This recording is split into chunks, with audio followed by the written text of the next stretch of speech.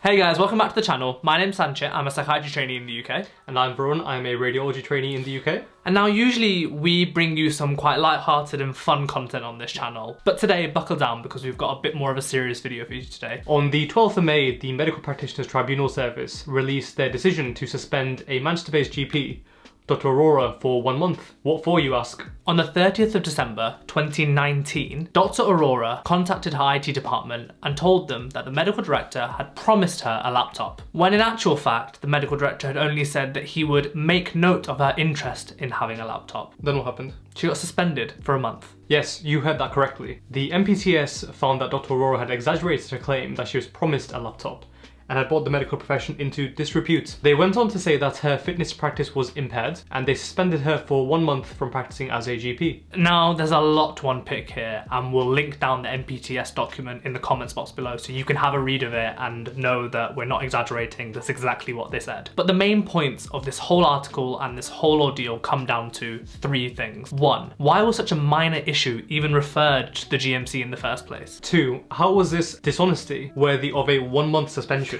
And 3, would there have been a different decision or a different outcome if Dr. Aurora was male, had gone to a university in the UK, and maybe if her name was Dr. John Smith? So, for those of you who don't quite know what the GMC do or who they are an independent regulator who maintain a register of all doctors who are allowed to work in the UK. They also serve to protect, promote and maintain the health and safety of the public. They are funded by the very doctors, i.e. me, you and our colleagues, from who they are protecting the patients from, which is in itself an issue, but that's for a different video. So why was such a minor issue referred to the GMC in the first place?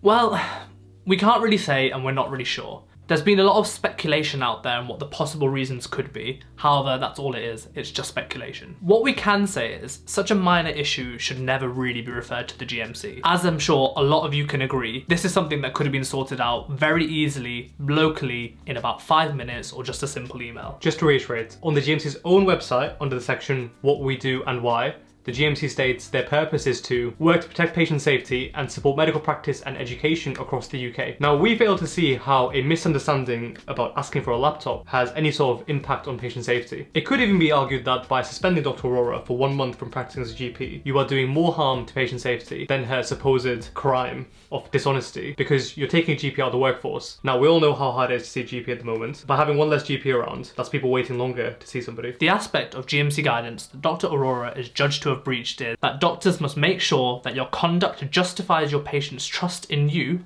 and the public's trust in the profession. They concluded that Dr. Aurora had exaggerated her claim that she had been promised a laptop, thereby bringing the profession into disrepute. And based on this information, they found her fitness to practice was impaired. Dr. Aurora's lawyer made a very good point that he could not think of a less severe act of dishonesty. It's true, I can't. I can't either. I can't. Personally, I don't see how a misunderstanding over a laptop in any way damages the doctor-patient relationship. To make things even more ridiculous, the GMC's own lawyer even said he noted Dr. Aurora was a person of good character and that she had no previous disciplinary issues, and yet they've still gone ahead with a 1 month suspension. So what you're telling me is this lady had a misunderstanding over a laptop. It could have been resolved locally, it wasn't. She's had no previous issues in her long career as a GP.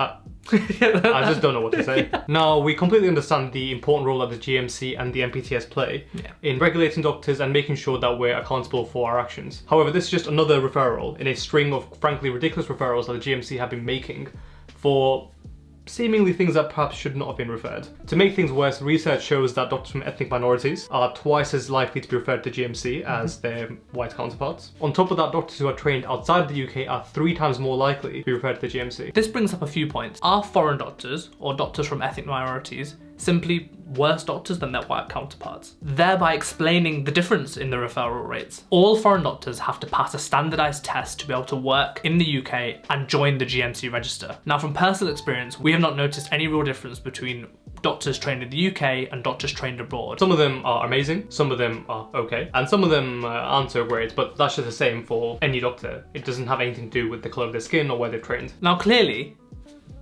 we're not white, and we're both very fortunate to not have experienced any racism whilst at work. However, we have firsthand noticed the difference in attitudes towards doctors who are more obviously foreign. Now, clearly we both have British accents, and if you're speaking to us on the phone, you might even think we were white.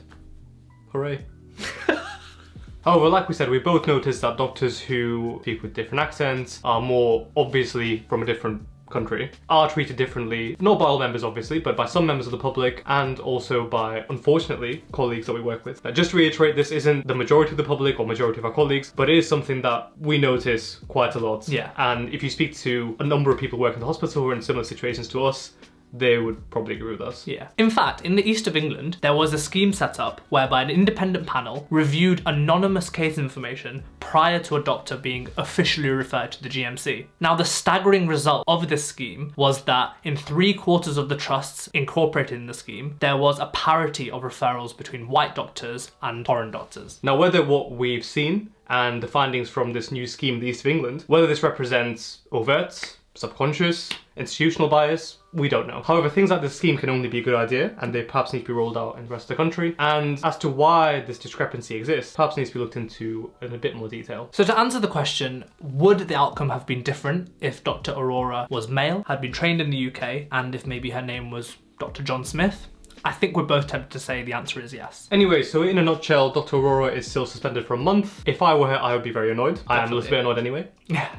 We're annoyed enough to make this video, so yeah, true, that's and it's not something we usually do. Yeah. But we felt this was something that had to be addressed. So let us know your thoughts in the comments down below. And apart from all of that, we'll see you guys same place, same time next week, hopefully with a less serious topic. Yeah. See you later.